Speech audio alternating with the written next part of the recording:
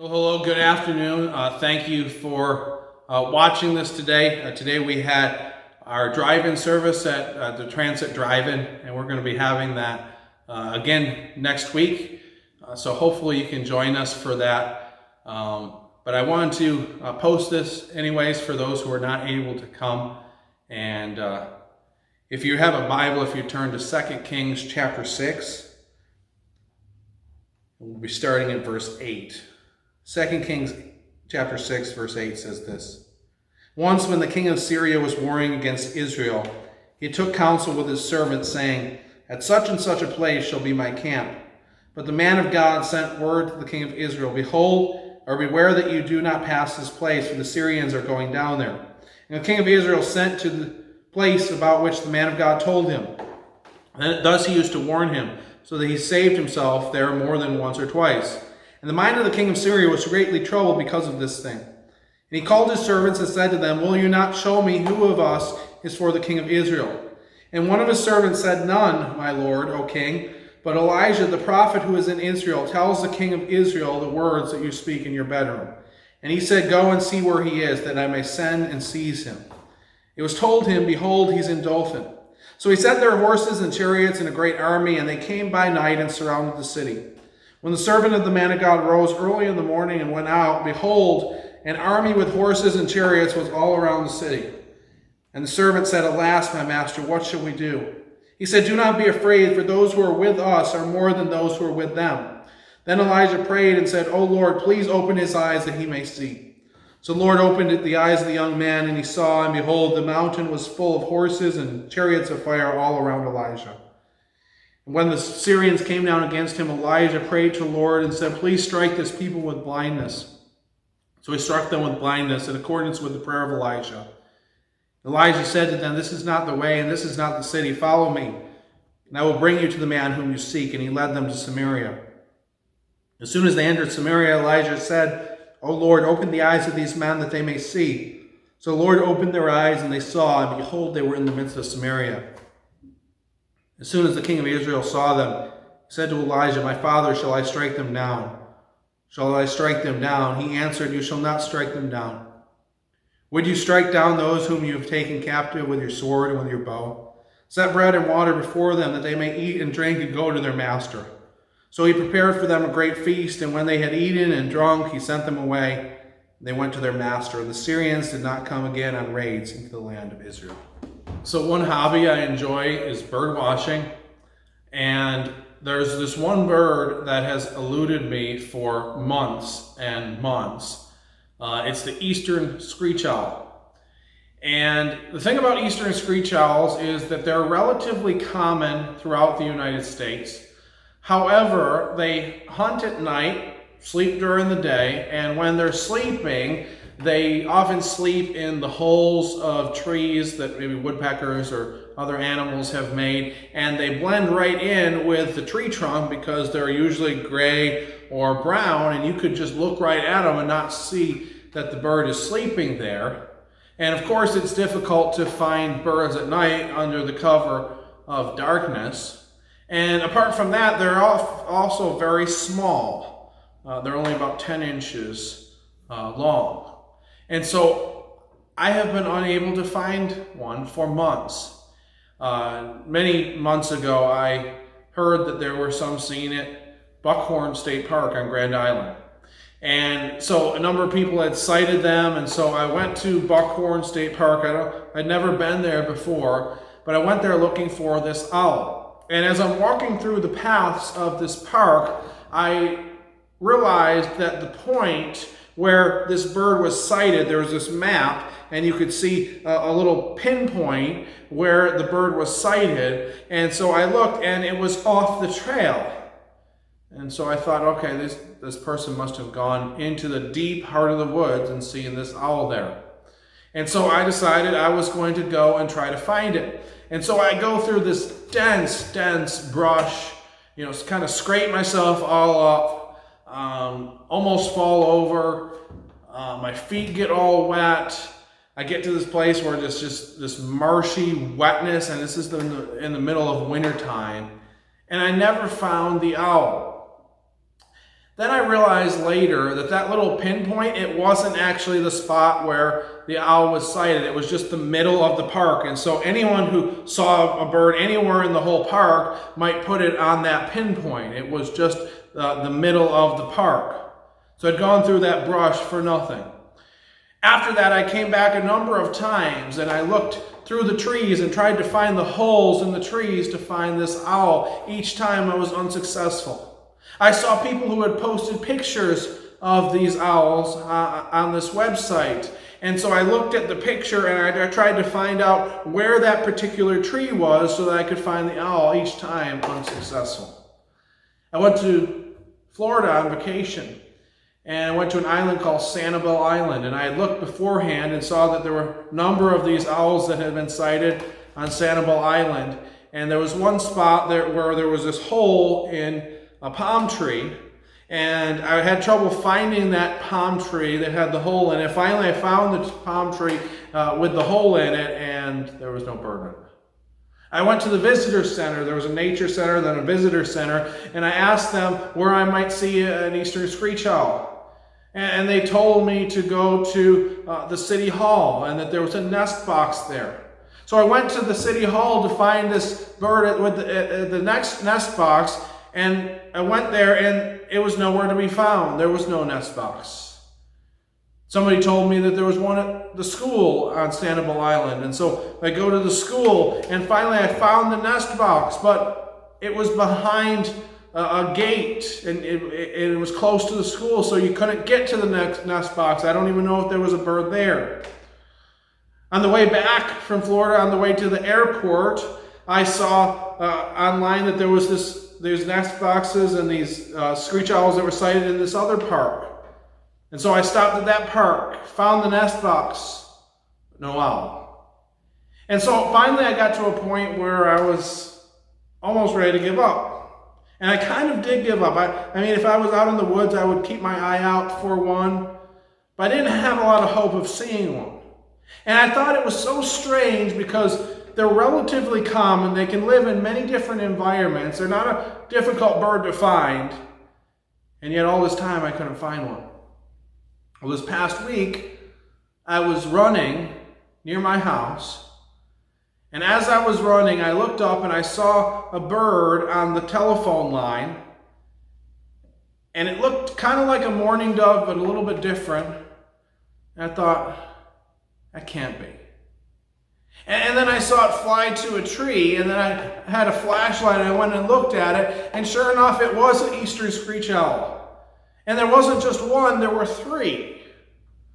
And I thought back on all the time that I had spent at Buckhorn State Park, how I had gone through that brush, and how I had gotten my feet wet, and how I had gone and looked through every tree to try to find one of these screech owls. I thought about how I went to Sanibel Island in Florida and looked in that palm tree and at the school and at the city hall and at that other park and so many different places that I had looked for this owl, and all the while it was less than a mile from my house. Perhaps the whole time they were there around my house, but I just couldn't see them. I couldn't find them. In the same way, ladies and gentlemen, there is a spiritual reality that is going on around us that we cannot see. Ephesians 6:12 says, "For we do not wrestle against flesh and blood, but against the rulers, against the authorities, against the cosmic powers over this present darkness, against the spiritual forces of evil in the heavenly places." There is a cosmic battle that's going on between God and Satan, and we can only see a small portion of what's going on. We can experience that reality. We can know that it exists, but we don't see that reality. The spiritual reality is unseen. And the passage that we're looking at today tells us a lot about that unseen reality. The first thing that it tells us about that unseen reality is that the work of the enemy is often more visible than the work of God. In this passage, the king of Syria is warring against Israel, and he would tell his plans to his servants, and then somehow Israel kept knowing what he was going to do, knowing his war plans. And so he was very distressed by this. He came to his servants and says, find out who among us is the spy, who is giving Israel the information. And his servants come to the realization there's no spy. It's that God has revealed to Elijah the plans of the king of Syria. And he says, Elijah can hear what's going on in your bedroom. And so the king of Syria comes up with a solution. The only solution is to come and wipe Elijah out, to destroy him. And so he goes to Dothan where Elijah was, and he surrounds the city with a great army, it says in the text, with horses, with chariots. And they do this at night, and then Elijah and his servant come out in the morning, and there's an enemy army around them. And the servant reacts in a way that is perfectly understandable and would be the normal human response. He is terrified. He's terrified because there's an army all around him. And he says, alas, master, what shall we do? The army's around them, there's no way out. And at this point, Elijah says, do not be afraid, for those who are with us are more than those who are with them. You would think at this point, the servant would think to himself, Elijah, have you forgotten how to count? There are two of us. There are innumerable horses and chariots and armies around us. How can there be more with us than there are with them? But the work of the enemy is often more visible than the work of God. The enemy is clear to see. Sometimes the work of God is not so clear to see. In our day and age, the work of the enemy is very clear. In our day and age, it's clear in the senseless killing of young African American men, such as George Floyd and Ahmaud Arbery. It's visible in the rioting and violence that's been cited and division that's been cited in response to that. It's visible in the thousands of Americans who have died of coronavirus. It's visible in the families who are struggling, the marriages who are on the brink from having to be together during such a time. It's visible in the domestic violence and abuse that's occurring in many homes as people are staying at home. It's visible in the mental illness, the depression, the anxiety, the fear that's being caused in our culture from staying at home and from everything that's going on in our culture around us. It's visible in the small business owners, the workers who have been laid off, who have nowhere to turn to. People whose livelihoods have been destroyed. It's visible in the division that's been caused in our country that seems to grow worse every day. It's visible in the division that's existing even in the church, as different members of the church see this crisis differently and become divided over the response to the coronavirus. Yes, the work of the enemy is very easy to see.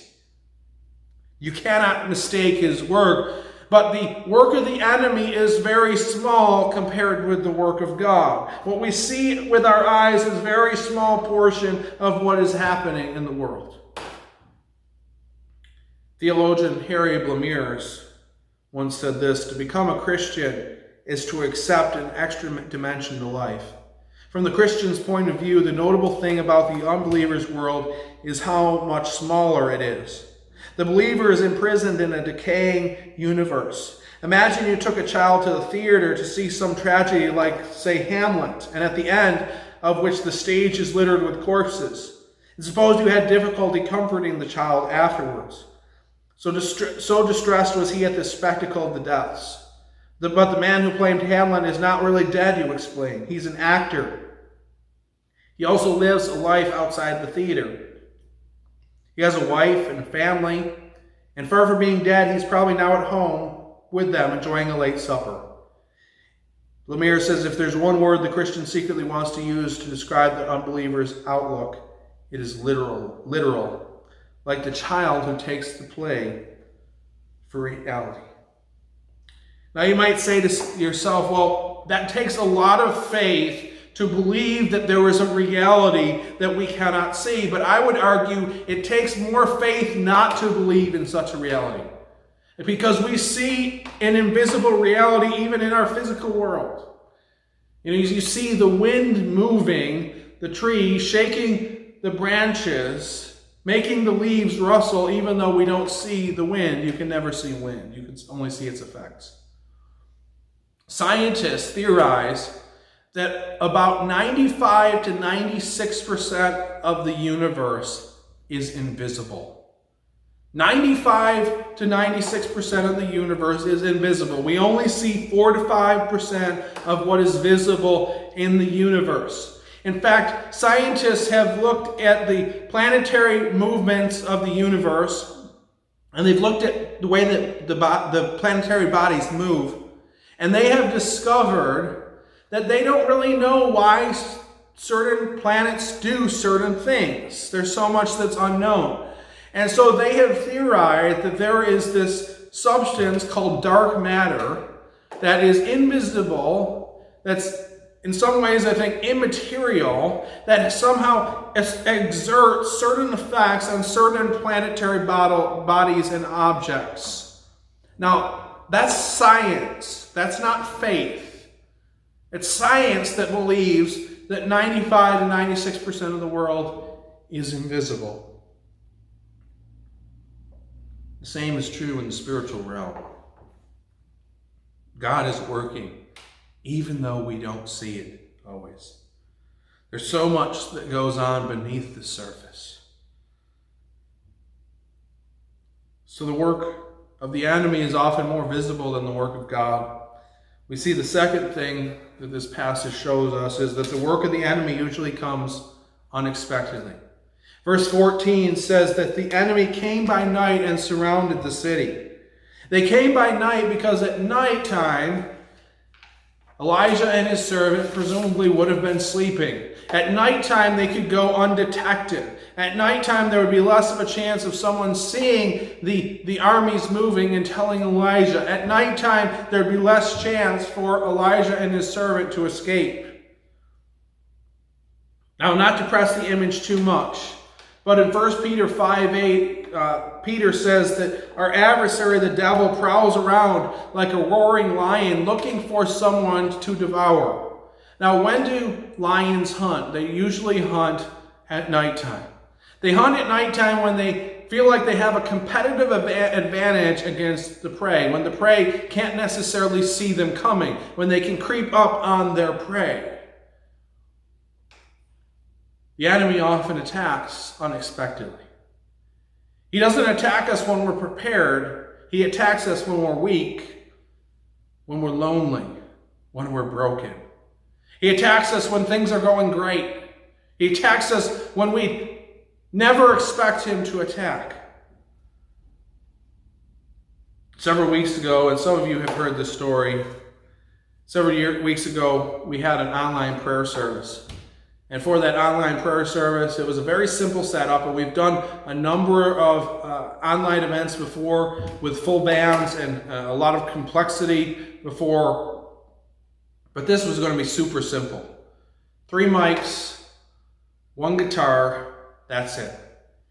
And it was almost like I didn't even know that we needed a sound person to help us with it. We had somebody come to help with sound and the video. And I had everybody come about 2 hours early. And we got there and set everything up, did mic checks, and everything seemed to be going smoothly. Everything was working properly. And I thought in my mind, I'm like, maybe I shouldn't have had them come this early. What are we going to do for the next hour while we're waiting to get ready? And then about 40 minutes before we were about to start, everything just went haywire.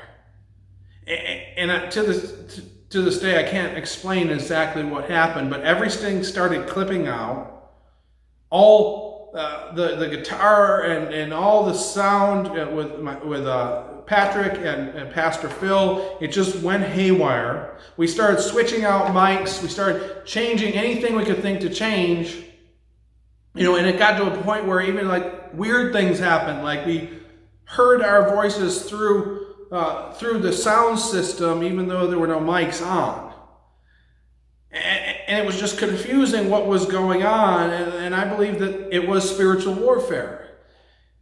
Now, I had never expected that to happen. It seemed like it was going to be simple, straightforward, no problem at all. That's when Satan attacked. He didn't want us to be praying. Satan does that. He attacks unexpectedly. From the beginning of my time being a pastor, I've experienced the attacks of the evil one. And sometimes it's just really bizarre, and it's always unexpected. I've never felt like I was fully prepared for it. Early on, I remember Stephanie and I started to realize that on Saturdays, bad things would usually happen. I'd hear some bad news. We'd get in an argument about something stupid. And I didn't put it together that it was Saturday, the day before I was about to preach God's word. Satan often attacks in ways that are unexpected. He never attacks us when our defenses are up. He attacks us when we're weak, when we're not expecting it. That's why Peter tells us, be sober-minded, be watchful. Your adversary, the devil, prowls around like a roaring lion, seeking someone to devour.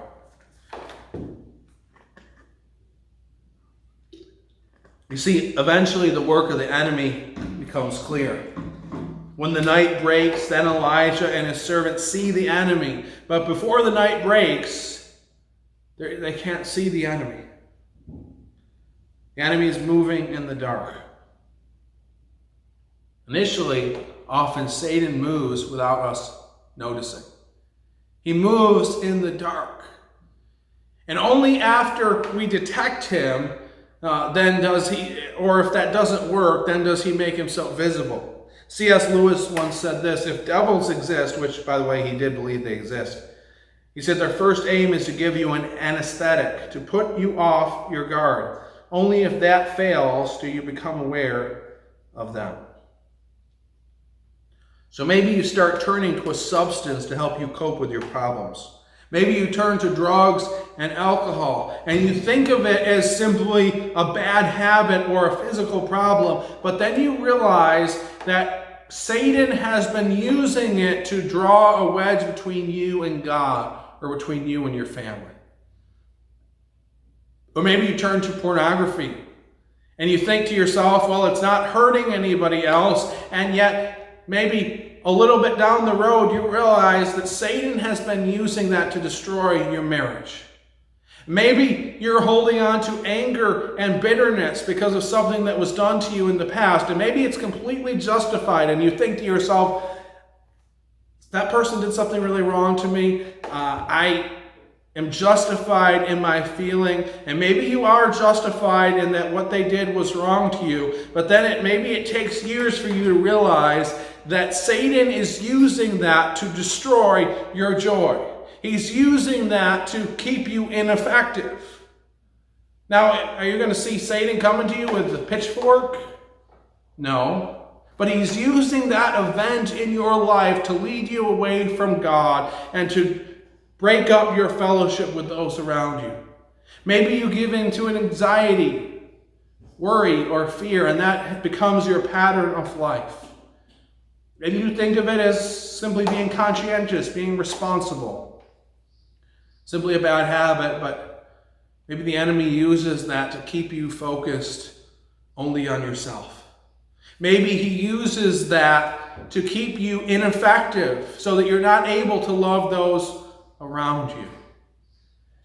Now, I'm not saying any of those things are easy things to conquer.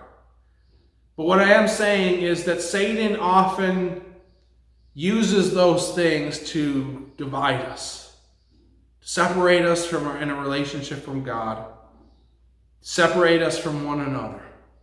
And oftentimes we don't even know that he's doing it. We don't even know that he's doing it until we get days or months or years even down the road.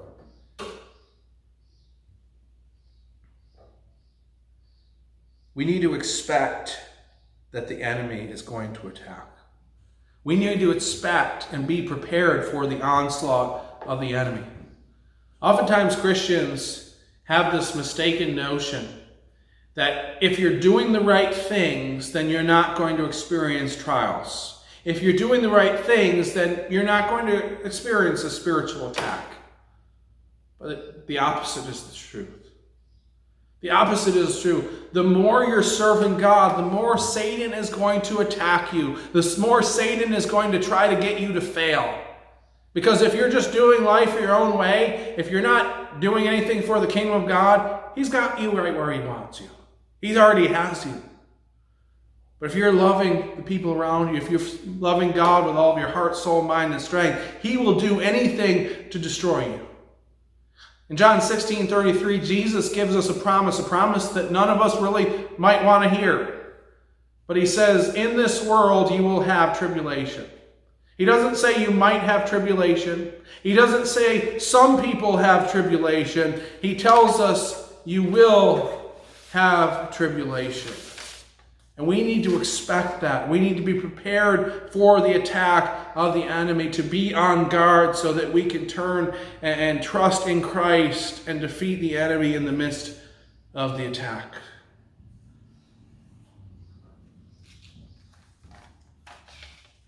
So we see that the work of the enemy usually happens unexpectedly. Finally, we see that the enemies that we face are no match for our God. In verse 16, once again, Elijah tells his servant, "For those who are with us are more than those who are with them."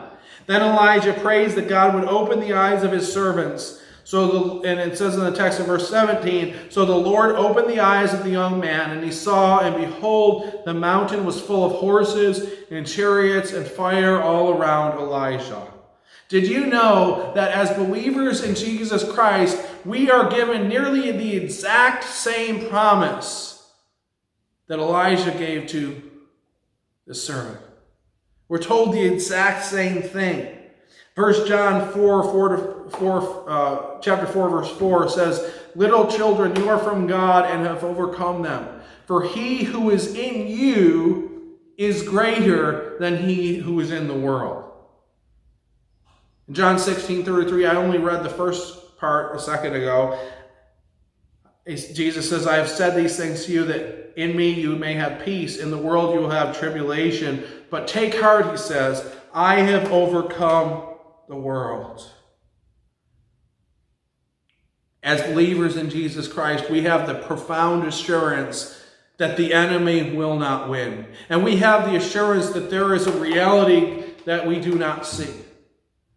But think for a moment, what if we could see that reality? Now, angels are beings that we know some things about. We're not going to go into all that we know about angels from Scripture. We know some things about them, but many things are shrouded in mystery. But imagine you could see the spiritual realm, and this is just speculation, but maybe you could see an angel guarding the doorsteps of your house. Maybe you could see an angel sitting in your car next to you. Maybe you could see an angel by your young child who is sleeping peacefully. I don't know about that. I don't know what we might see in terms of the angelic realm. But I do know if we could see the spiritual realm, we could see the fact that God is living inside of us. We could see God's presence in those who are believers, because God has promised us that he'll always be with us, that he'll never leave us or forsake us. The thing is, we can't see the spiritual realm. There are some things that in this world are unseen, and in a sense, we're blind. 1 Corinthians 13:12 says, "For now we see in a mirror dimly, but then face to face. Now I know in part, but then I shall know fully, even as I have been fully known." See, one day we'll see God face to face. One day we'll see the spiritual reality, and we'll see the work of God and all that he's been doing throughout all of history. But today, in a sense, we're blind. We know that there's a reality that we don't see, but we don't see it. We're blind. That's where faith comes in. Faith is believing in a reality that our eyes cannot see. Faith is believing in a reality that our eyes cannot see. Even though there's a sense in which we're blind, even though there's a sense in which we don't see the full scope of what God is doing, we don't have to live in our blindness. We don't have to let blindness overcome us. There's a lady by the name of Fanny Crosby. She lived to over 90 years old. She wrote numerous hymns. She's almost considered a saint of the church. And Fanny Crosby was blind. She became blind as an infant due to an unfortunate accident. And she became blind. But even as a young child, she chose to accept her blindness and to accept that as a part of her reality. When she was 8 years old, she wrote, "Oh, what a happy child I am, although I cannot see. I'm resolved that in this world contented I will be. How many blessings I enjoy that other people don't. To weep and sigh because I'm blind, I cannot and I won't." Ladies and gentlemen, we have a choice. Do we mourn the fact that there are things that we cannot understand? Do we mourn the fact that we are blind? Do we mourn the fact that the work of the enemy is visible? Or do we rejoice in what God is doing behind the scenes? Do we rejoice in the fact that there is a reality that we cannot see? Things that are happening in this world are troubling, confusing, disconcerting, and I don't know about you, but sometimes I feel a little bit blind. Can't see the whole picture. We can look to another reality, the things that are unseen, rather than the things that are seen. What's interesting is that even though Fanny Crosby was blind for most of her life, and she really probably didn't have a huge frame of reference for what seeing was, what it meant to see, many of her hymns reference sight. In her hymn, Blessed Assurance, she talks of visions of rapture now burst on my sight. She talks about watching and waiting, looking above. In her hymn, In the Cross, she wrote, "Near the cross I'll watch and wait, hoping, trusting forever." In her hymn, "To God be the glory," she wrote, "But pure and higher and greater will be our wonder, our transport, when Jesus we see." She believed in a reality that her eyes could not see. And ladies and gentlemen, that's what it means to be a person of faith. Faith is believing in a reality that our eyes cannot see. I'd like to close by reading 2 Corinthians 4:16 to 18. Paul says, "So we do not lose heart. Though our outer self is wasting away, our inner self is being renewed day by day. For this light momentary affliction is preparing for us an eternal weight of glory beyond all comparison, as we look not to the things that are seen, but the things that are unseen. For the things that are seen are transient, but the things that are unseen are eternal." Ladies and gentlemen, let's look today to the things that are unseen. Let's rejoice in the fact that God is working even though we don't see it. Let's pray. God, we thank you for your love. We thank you for your grace. We thank you that you have a plan even though we don't always see it. We thank you that the enemy cannot overtake us because of your great power. We thank you that you've chosen to pour out your love on us in the cross. We thank you that you've promised that you'd never leave us, you'll never forsake us. Lord, help us to be on guard against the attacks of the enemy. Help us to believe in faith that there is a reality that we don't see, that you will win the victory. And help us to hold on to the truth that you are coming again soon, to make all wrongs right, to wipe away every tear from our eye. In Christ's name I pray.